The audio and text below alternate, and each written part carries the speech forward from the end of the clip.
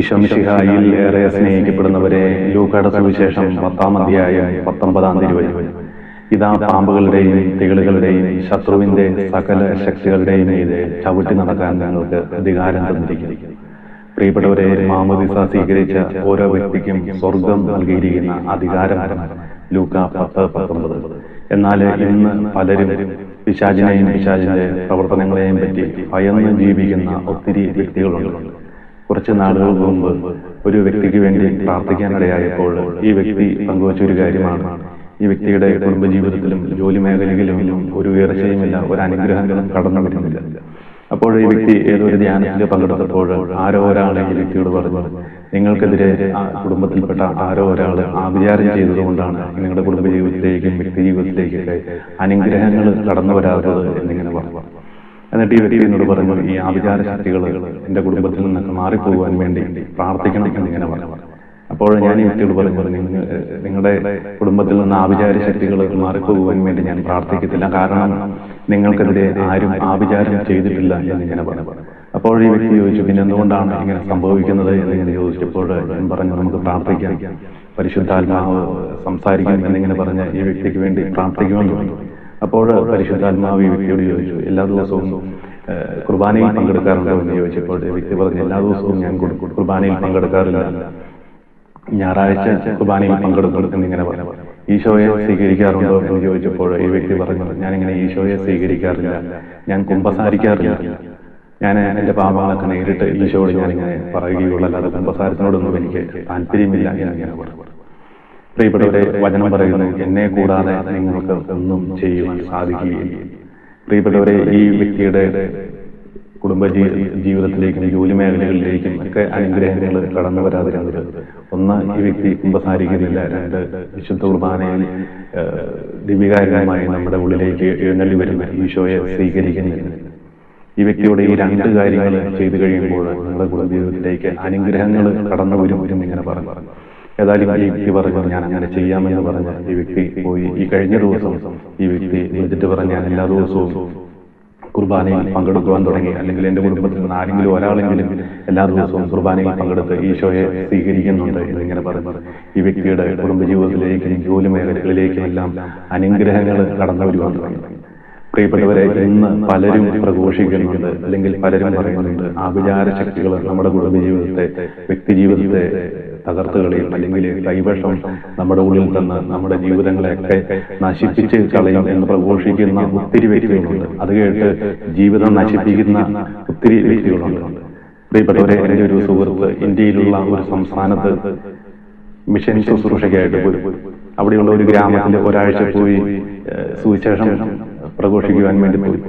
അങ്ങനെ വൈകുന്നേരം, എല്ലാവരും ജോലിക്ക് പോകുന്നവരാണ്, വൈകുന്നേര സമയങ്ങളിലാണ് അവർ വരുന്നത്. കാടിന്റെ ഉൾക്കാട്ടിലാണ് ഉള്ള ഒരു ഗ്രാമത്തിലാണ് സുവിശേഷം പറയുന്നത്. അപ്പോൾ വൈകുന്നേരങ്ങളിൽ അവർ വരും, അവരോട് 1-2 മണിക്കൂർ സുവിശേഷം പ്രഘോഷിക്കും, അവർ തിരിച്ചു പോയി. അങ്ങനെ 3-4 ദിവസം അവിടെ പോയി സുവിശേഷം പറയുവാൻ തുടങ്ങി. അപ്പോൾ ആ ഗ്രാമത്തിലെ ഒരു മന്ത്രവാദിയാണ്. അപ്പോൾ ഈ മന്ത്രവാദി ഇവര് വരുന്നത് ആ മന്ത്രവാദിക്ക് ഇഷ്ടപ്പെടാത്തത് കൊണ്ട് ഈ നമ്മുടെ സുഹൃത്തിന് 3 പേരാണ് പോയത്, 3 അല്ല 4 പേരുണ്ടായിട്ട് ഈ 4 പേര് മരിച്ചു പോകുവാൻ വേണ്ടി, അല്ലെങ്കിൽ തളർന്നു പോകുവാൻ വേണ്ടി, ഇവരുടെ ജീവിതത്തിൽ എന്തെങ്കിലും അത്യാഹിതം സംഭവിക്കുവാൻ വേണ്ടി ഈ വ്യക്തി എല്ലാ ദിവസവും ഇവർക്കെതിരെ ആഭിചാരം ചെയ്തുകൊണ്ടിരിക്കുകയാണ്. അങ്ങനെ 6ാമത്തെ ദിവസമായപ്പോൾ ഈ വ്യക്തി ഇവരുടെ കാൽക്കൽ വന്ന് വീണ് ഇവരോട് ക്ഷമ പറഞ്ഞു, എനിക്ക് വേണ്ടി പ്രാർത്ഥിക്കണമെന്നിങ്ങനെ പറഞ്ഞു. അപ്പോൾ ഇവർ ചോദിച്ചു, എന്തു പറ്റി എന്നിങ്ങനെ ചോദിച്ചപ്പോൾ ഈ വ്യക്തി പറഞ്ഞു, നിങ്ങൾ ഒന്നുകിൽ മരിച്ചു പോകാൻ വേണ്ടി, അല്ലെങ്കിൽ തളർന്നു പോകുവാൻ വേണ്ടി ഞാൻ എല്ലാ ദിവസവും ആഭിചാരം ചെയ്യും, പക്ഷേ എനിക്ക് വൈകുന്നേരം വീട്ടിൽ കിടന്ന് ഉറങ്ങുവാൻ സാധിക്കുന്നില്ല. ഈ തിന്മയുടെ ശക്തികൾ, അയക്കുന്ന തിന്മയുടെ ശക്തികൾ എൻ്റെ അടുക്കിലേക്ക് തന്നെ തിരിച്ചു വരികയാണ് എന്നിങ്ങനെ പറഞ്ഞു. ഈ വ്യക്തിക്ക് വേണ്ടി അവര് പ്രാർത്ഥിച്ചു, ഈശോയെ പറ്റി ഈ വ്യക്തിയോട് പ്രഘോഷിച്ചു. ആ വ്യക്തി മാമോദീസ സ്വീകരിച്ചു. ആ വ്യക്തിയും ആ വ്യക്തിയുടെ കുടുംബത്തിലുള്ള ഭാര്യയും മക്കളും എല്ലാം മാമോദീസ സ്വീകരിച്ചു. ഈ വ്യക്തി ഈ മാമോദീസ സ്വീകരിക്കുന്നതിന്റെ ഒക്കെ വീഡിയോ ഇങ്ങനെ കൊണ്ടുവന്ന് കാണിച്ചു. എന്നിട്ട് നമ്മുടെ ഈ ശുശ്രൂഷകൻ പറഞ്ഞൊരു കാര്യമാണ്, നമ്മുടെ കേരളത്തിലുള്ള പലരും ആഭിചാര ശക്തികളെ കുറിച്ച്, അല്ലെങ്കിൽ കൈവശത്തെ കുറിച്ചൊക്കെ ഇങ്ങനെ പ്രഘോഷിച്ച് എത്ര വ്യക്തികളെയാണ്, കുടുംബങ്ങളെയാണ് നാശത്തിലേക്ക് തള്ളി വിട്ടുകൊണ്ടിരിക്കുന്നത്.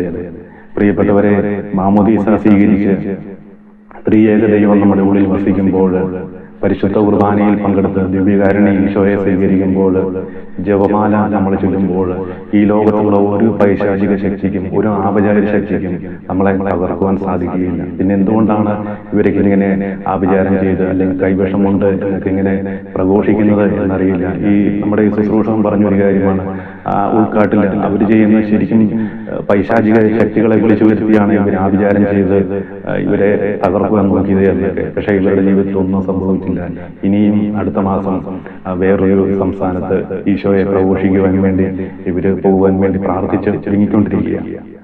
പ്രിയപ്പെട്ടവരെ, നമ്മുടെ ജീവിതത്തിൽ പ്രത്യേകിച്ച് ഈ കേരളത്തിലെ ഒത്തിരി വ്യക്തികൾ ആഭിചാരത്തെക്കുറിച്ചും കൈവശത്തെക്കുറിച്ചും ഒക്കെ പറഞ്ഞ വ്യക്തികളെയും കുടുംബങ്ങളെയൊക്കെ തകർത്തുകൊണ്ടിരിക്കുമ്പോൾ നമ്മുടെ ഉള്ളിൽ വസിക്കുന്ന പ്രത്യേക ദൈവത്തിൽ വിശ്വസിക്കുവാൻ, പരിശുദ്ധ കുർബാനയിലൂടെ നമ്മുടെ ഉള്ളിലേക്ക് കടന്നു വരുന്ന ദിവ്യകാരുണ്യ ഈശോയെ വിശ്വസിക്കുവാൻ, പരിശുദ്ധ അമ്മ മാതാവിനോട് ചേർന്ന് ജപമാലയിൽ പ്രാർത്ഥിക്കുവാൻ, ഇങ്ങനെയൊക്കെയുള്ള കാര്യങ്ങൾ കേൾക്കുമ്പോൾ ഒരു ചെവിയിൽ കൂടി കേട്ട് മറു ചെവിയിൽ കൂടി ഇറക്കി വിട്ട് ഈശോയെ പ്രഘോഷിക്കുവാൻ, ഈശോയുടെ നാമത്തെ ഉയർത്തുവാൻ നിങ്ങളെ ഓരോരുത്തരെയും നമ്മുടെ ഉള്ളിൽ വസിക്കുന്ന നിത്യസഹായകനായ ദൈവത്തിന്റെ പരിശുദ്ധാത്മാവ് ബലപ്പെടുത്തട്ടെ എന്ന് പ്രാർത്ഥിക്കുന്നു. പരിശുദ്ധാത്മാവിന്റെ ഇഷ്ടമണവാട്ടിയായ പരിശുദ്ധ അമ്മ മാതാവിന്റെ വിമല ഹൃദയത്തിലേക്ക് നിങ്ങളെ ഓരോരുത്തരെയും പ്രതിഷ്ഠിച്ചുകൊണ്ട് പ്രാർത്ഥിക്കുന്നു. വിശുദ്ധ മിഖായേൽ ദൂതന്റെ സംരക്ഷണവും മാധ്യസ്ഥവും നമ്മളെപ്പോഴും നമ്മളോടൊപ്പം കൂടെ ഉണ്ടായിരിക്കട്ടെ. Ave Maria. Praise the Lord. Hallelujah.